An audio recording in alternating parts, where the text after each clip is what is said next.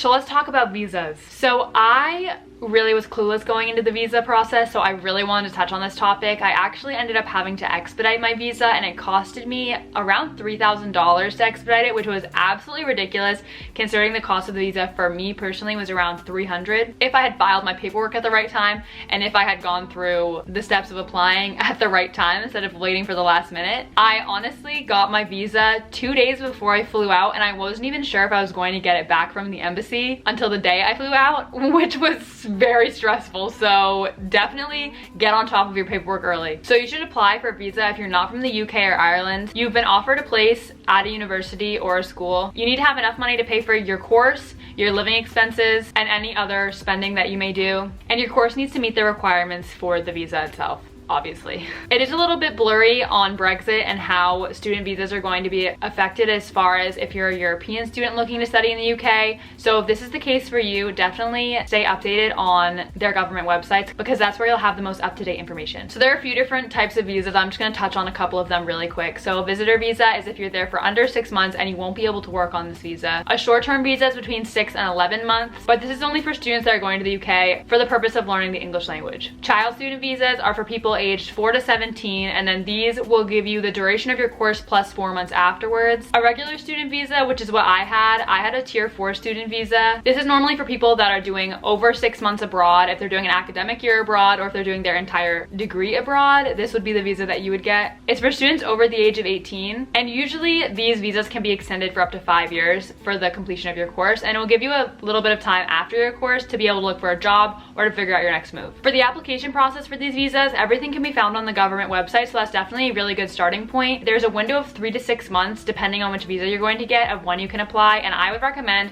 hopping on that application process as soon as that window opens for you because you never know when you're going to hit a snag. You really don't want to pay those expediting fees because they can get really pricey, and obviously a visa is something that is required to be able to go and study in a lot of cases. And as far as documents you need for your visa, obviously a valid passport, ID. You need to have your CAS number, which basically shows that you've been accepted and are planning on going to study at a certain institution. So basically they're your sponsor to prove that you're going to the UK to study. You also need evidence of where you'll be living, evidence of money for living expenses, and also evidence of money that you'll have to be able to support yourself while you're abroad. Also, always make sure to keep copies of every travel document you need to submit with your visa application because you never know when you get to the border if they're going to ask you to produce proof of a certain travel document.